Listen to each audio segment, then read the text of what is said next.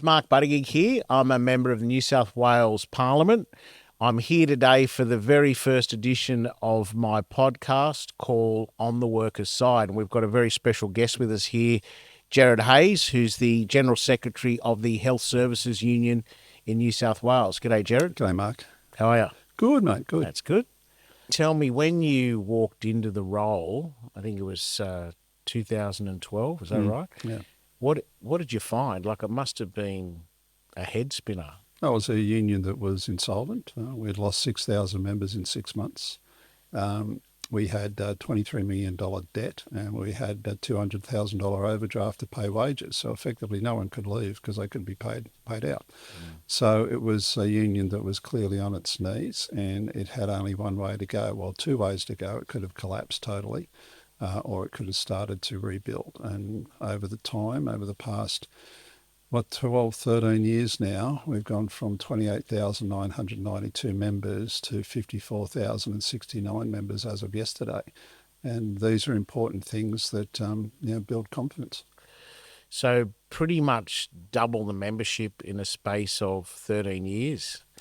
Yep. And tell me, when you came in, what was your overwhelming memory of where your head was at in terms of what do I need to do to grab this by the throat and turn it around? It would have been, I was thinking at that point in time, it'd be nice just to run a union, but there were too many other things to be able to do at the same time. Yeah. So you literally did have to be able to walk and chew gum. So there was a range of different investigations, post-administration. A Royal Commission was looming pretty quickly on us. We had, basically trying to make ends meet with very little growth, if any, and then starting to build confidence. And on a daily basis, there was just one negative media hit after the next, and that just never stopped. Well, it didn't stop for at least 3 years, and we took a position at the outset that every media inquiry we would answer, no matter what it was, good, bad or indifferent. And bit by bit, I always believed that our approach would start to change the narrative and our outcomes would change the narrative. And bit by bit, that has occurred.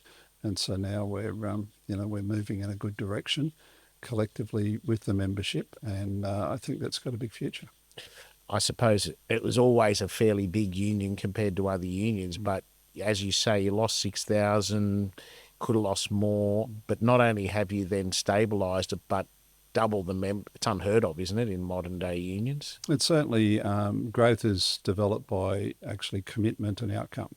So first step we undertook was to move our staff into divisions, and they're administrative divisions. And so they would be looking after aged care and disabilities, or paramedics and ambulance health, whether it's public health or private health.